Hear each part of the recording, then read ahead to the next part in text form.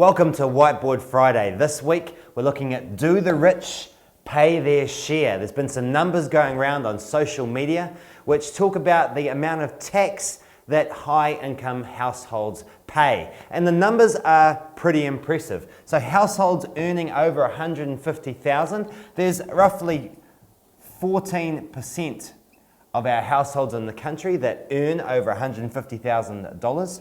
They earn about 42% of the income in the country, but they, of course, because we have a progressive tax system, they pay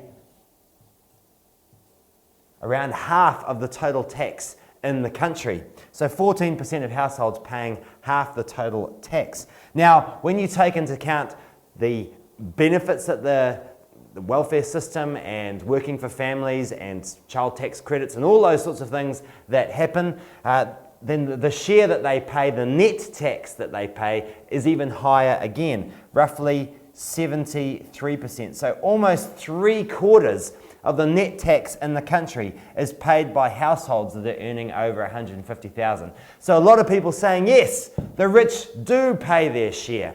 But there's a big problem with that. As we've pointed out before, around half of our richest people don't even pay the top rate of income tax.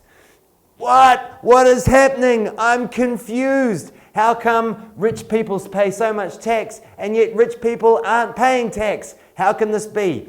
This is because this data is about PAYE chumps, people with high PAYE incomes paying tax. Now, of course, if you're a PAYE earner, and you're earning big bucks, then yes, you are certainly paying more than your fair share of tax.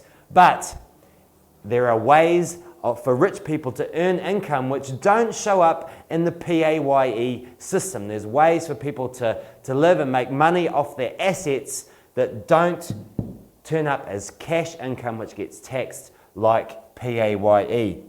There's three major loopholes that people with a lot of assets use to avoid paying high rates of income tax. First, and the biggest one in New Zealand, is non-cash income. Of course, the biggest example here is owner-occupied housing. You buy a house, you don't have to pay rent on that house, so no money is changing hands, so there is no tax as a result. Now you might think, well, I deserve to own my own home. Well, that's absolutely fine, but it is still a massive tax loophole. And think rich people, people with a lot of assets, have bigger homes, so they're getting more of a benefit that way. And of course, they might have more than one home. They might have batches. They might have multiple homes in different cities that they can use to generate non-cash income. Second, the one that you'll probably have heard of because a tax was proposed, is capital gains. So people own assets, the value of that assets goes up and they don't pay tax on the gains in that asset. And that's a major issue that we're seeing in Auckland with houses earning more money than people. How crazy is that? No tax paid on that. The last one is lifestyle businesses. So this is the ability for people who own a business to put a lot of the expenses that they have that are normally a part of our day-to-day lives, they put them through the business. So that means that lowers their taxable income because those expenses look like business expenses.